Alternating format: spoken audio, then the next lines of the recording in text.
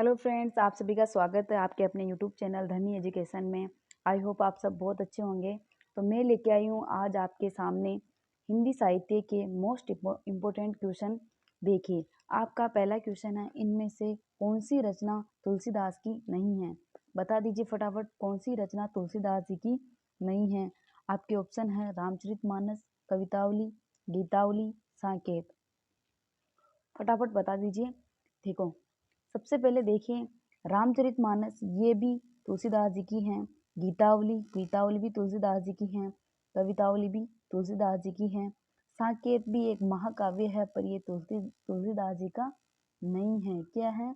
ये तुलसीदास जी का नहीं है। ये आपके आधुनिक काल में साकेत मैथिली शरण गुप्त जी का है।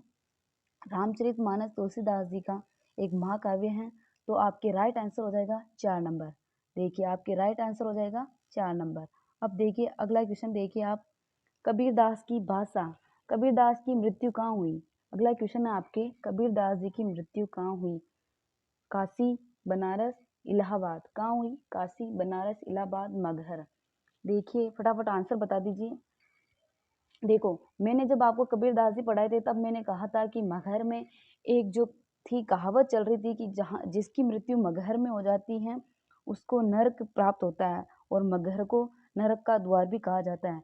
तो आपके जो उस कहावत को मिटाने के लिए कबीरदास जी वहाँ गए थे, वहाँ पे इनकी मृत्यु हो जाती है मगहर में। तो इसका राइट आंसर हो जाएगा आपके मगहर। क्या हो जाएगा? मगहर। अगला क्वेश्चन देखिए आप, कबीर किस शासक के समकालीन थे? कबीर किस शासक के समकालीन थे? देखिए, हुमायूं, सिकंदर लोदी, अकबर, बहादुर शाह जफर। फटाफट आंसर दे दीजिए, किसके समकालीन थे कबीरदास जी? देखिए, आपके इसका राइट आंसर हो जाएगा 4 नंबर। क्या हो जाएगा? 3 number, sorry 3 number, Sikandar Lodi. क्या हो जाएगा? सिकंदर लोदी। तो कबीरदास जी किसके समकालीन थे? सिकंदर लोदी के समकालीन थे। देखिए अगला क्वेश्चन, देखिए, संत काव्य धारा, संत काव्य नाम किसने दिया? जो अपन ने पढ़ी थी संत काव्य धारा, उसको संत काव्य धारा नाम किसने दिया था? भक्ति काल को आचार्य रामचंद्र शुक्ल ने ज्ञानाश्रय धारा, संत काव्य धारा ऐसी धाराओं में बांटा था। तो संत काव्य धारा नाम किसने दिया? फटाफट बता दीजिए, संत काव्य धारा नाम किसने दिया? आचार्य रामचंद्र शुक्ल ने, रामकुमार वर्मा ने, राहुल सांकृत्यायन ने, हजारी प्रसाद द्विवेदी ने। तो आपके इसका राइट आंसर हो जाएगा रामकुमार वर्मा। क्या हो जाएगा? रामकुमार वर्मा। देखिए अगला क्वेश्चन, देखिए, आचार्य हजारी प्रसाद द्विवेदी ने वाणी का डिक्टेटर किसे कहा? आचार्य हजारी प्रसाद द्विवेदी ने वाणी का डिक्टेटर किसे कहा? देखिए, आपके क्वेश्चन उल्टा कर दिया इन्होंने। कबीर को वाणी का डिक्टेटर किसने कहा? क्वेश्चन ऐसे आता था, लेकिन कहीं से भी कैसे भी पूछ सकता है आपको। तो देखिए, आपका इसका राइट आंसर हो जाएगा, क्या हो जाएगा? कबीरदास जी। कबीरदास जी को हजारी प्रसाद द्विवेदी ने वाणी का डिक्टेटर कहा। अगला क्वेश्चन देखिए, निम्नलिखित में से रामानंद की शिष्या परंपरा में नहीं है। रामानंद जी की शिष्य परंपरा में नहीं है, मतलब रामानंद जी के दो धारा के कवि थे, निर्गुण धारा के भी थे और सगुण धारा के भी थे। क्या थे? निर्गुण और सगुण दोनों धारा के आपने कबीरदास जी जो हैं उनके शिष्य रहे थे। और इनकी दो महिला शिष्य भी थी, पद्मावती और सूरीनंद। क्या थी? सूरीनंद। वो इनके दो शिष्य थी, दो महिला शिष्य भी थी, और इनकी निर्गुण धारा के और सगुण धारा के दोनों धारा के शिष्य थे। तो देखिए, आपके इसमें शामिल हो जाएंगे कबीरदास जी, इसमें शामिल हो जाएंगे, नरहरिदास भी हो जाएंगे, रैदास भी हो जाएंगे, लेकिन मल्लुकदास जी जो थे वो रामानंद जी के शिष्य नहीं थे। तो देखिए, इसका राइट आंसर हो जाएगा आपके 3 नंबर। अगला क्वेश्चन देखिए, तुलसी की भक्ति किस प्रकार की है? तुलसीदास जी की जो है भक्ति किस प्रकार की है? तुलसीदास जी राम भक्त थे, तो उनकी जो भक्ति है वो सख्य भाव की थी, दास्य भाव की थी, माधुर्य भाव की थी, वात्सल्य भाव की, किस भाव की भक्ति थी तुलसीदास जी की? फटाफट आंसर दे दीजिए। तो तुलसीदास जी की जो भक्ति है वह थी दास्य भाव की। कैसी थी? दास्य भाव की। अगला क्वेश्चन देखिए, कबीर किस शासक के समकालीन थे? कबीर किस शासक के समकालीन थे? ये क्वेश्चन पहले भी आ गया, लेकिन दोबारा आ गया शायद। तो आपके इसका राइट आंसर हो जाएगा सिकंदर लोधी। क्या हो जाएगा? सिकंदर लोधी। अगला क्वेश्चन देखिए, नाभादास कृत भक्तमाल की भाषा है। देखिए, नाभादास जी की जो भक्तमाल का जो क्वेश्चन है आपके पिछली बार सेकंड ग्रेड एग्जाम में पूछा गया था। तो नाभादास जी की जो भक्तमाल है, नाभादास की रचना है भक्तमाल, उसकी जो भाषा है वो है ब्रज भाषा। कौन सी भाषा है? ब्रज भाषा। अगला क्वेश्चन देखिए, तुलसीदास जी ने रामचरितमानस के किस कांड में कलयुग का वर्णन किया? किस कांड में कलयुग का वर्णन किया? बाल कांड में, अरण्य कांड में, अयोध्या कांड में, उत्तर कांड में? आंसर दे दीजिए फटाफट। देखिए, कलयुग का जो वर्णन है वो तुलसीदास जी ने उत्तर कांड में किया। कौन से कांड में किया? उत्तर कांड में। देखो, अगला क्वेश्चन है, गीतावली है, गीतावली है मतलब मुक्तक काव्य है, प्रबंधक काव्य है, अतुकांत काव्य है, या इनमें से कोई नहीं? देखो, प्रबंध काव्य को दो भागों में बांटा गया। प्रबंध काव्य को दो भागों में बांटा गया आपके। एक तो है खंड और एक है महाकाव्य। क्या है? खंड और महाकाव्य। क्या है? खंड और महाकाव्य।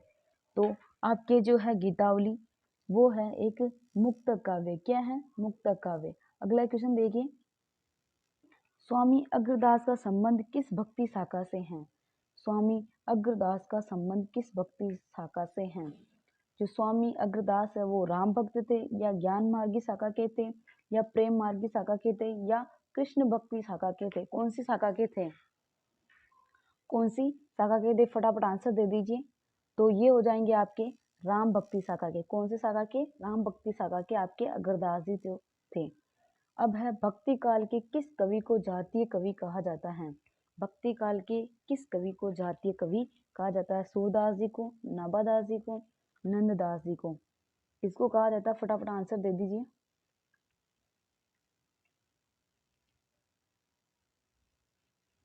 आपके इसका राइट आंसर हो जाएगा, क्या हो जाएगा? तुलसीदास। क्या हो जाएगा? तुलसीदास। अगला क्वेश्चन देखिए, राम रक्षा स्रोत रचना के लेखक है। राम रक्षा स्रोत रचना के लेखक हैं केशवदास, ईश्वरदास, नाभादास और रामानंद। कौन है? तो आपके इसका राइट आंसर हो जाएगा रामानंद। क्या हो जाएगा? रामानंद। देखिए, रामचरितमानस के ज्ञानदीप प्रसंग किस कांड में वर्णित हैं? उत्तरकांड, बालकांड, अयोध्या कांड, अरण्य कांड? किस कांड में वर्णित है? फटाफट आंसर दे दीजिए। तो आपकी इसका राइट आंसर हो जाएगा उत्तरकांड। क्या हो जाएगा? उत्तरकांड में आपके ज्ञानदीप प्रसंग की व्याख्या की गई है। देखो, तुलसीदास जी द्वारा शारीरिक पीड़ा से मुक्ति हेतु लिखा गया। देखो, जब मैंने आपको तुलसीदास पढ़ाए थे तब मैंने आपको बताया था कि अंतिम समय में तुलसीदास जी के भुजाओं में दर्द होने लगा तो उन्होंने एक रचना लिखी थी, हनुमान बाहुक। कौन सी रचना लिखी थी? हनुमान बाहुक। लेकिन ये इनकी प्रसिद्ध रचना नहीं है। क्या नहीं है? प्रसिद्ध रचना नहीं है। तो ये इतनी प्रसिद्ध नहीं है, लेकिन ये तुलसीदास जी की अंतिम रचना है। क्या है? अंतिम रचना है, जो कि इनकी भुजाओं में दर्द होने के बाद इन्होंने लिखी थी। देखिए, अगला क्वेश्चन देखिए, रामचरितमानस से किस संवाद का संबंध नहीं है? रामचरितमानस से किस संवाद का संबंध नहीं है? फटाफट आंसर दे दीजिए। इसमें आपके ऑप्शन जो है वो मिल जाएंगे आपके, शिव पार्वती संवाद, याज्ञवल्क्य भारद्वाज संवाद, काक भूषुंडी गुरुड़ संवाद, राम सीता संवाद, शिव पार्वती संवाद। तो रामचरितमानस से किस संवाद का संबंध नहीं है? आंसर हो जाएगा आपके राम सीता संवाद का इसमें आपके हैं संबंध नहीं है। सूरदास जी को जीवनोत्सव का कवि किसने कहा? सूरदास जी को जीवनोत्सव का कवि किसने कहा? फटाफट आंसर दे दीजिए। आचार्य रामचंद्र शुक्ल ने, महावीर प्रसाद द्विवेदी ने, आचार्य हजारी प्रसाद द्विवेदी ने, और मैथिली शरण गुप्त ने? किसने कहा? तो आपके इसका राइट आंसर हो जाएगा 1 नंबर। क्या हो जाएगा? 1 नंबर।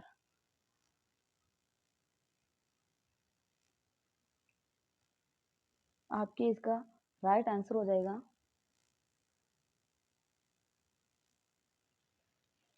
सूरदास जी को जीवनोत्सव का कवि किसने कहा? तो आपके राइट आंसर हो जाएगा आचार्य रामचंद्र शुक्ल ने कहा। किसने कहा? आचार्य रामचंद्र शुक्ल ने कहा। देखो, अवधी एवं ब्रज भाषा दोनों में रचना करने वाले कवि हैं अवधी और ब्रज भाषा में।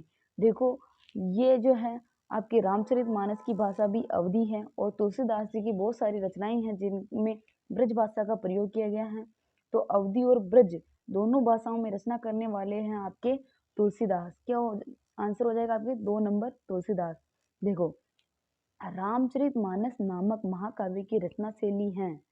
अब इसकी रचना शैली कौन सी है? दोहा चौपाई शैली, मसनबी शैली और बरवे शैली, कौन सी है? फटाफट आंसर दे दीजिए। तो आपके इसका राइट आंसर हो जाएगा दोहा चौपाई शैली। क्या हो जाएगा? दोहा चौपाई शैली। क्या हो जाएगा राइट आंसर? दोहा चौपाई शैली। तो ये हो गए आपके साहित्य के मोस्ट इम्पोर्टेंट क्वेश्चन है और कमेंट बॉक्स में लिख दीजिए कि आपको क्वेश्चन कैसे लगे। तो सभी को धन्यवाद और आशा करती हूँ कि आपको क्वेश्चन अच्छे लगे होंगे और अच्छे लगे मैं आपके लिए रोज ऐसे क्वेश्चन लेके आऊँगी।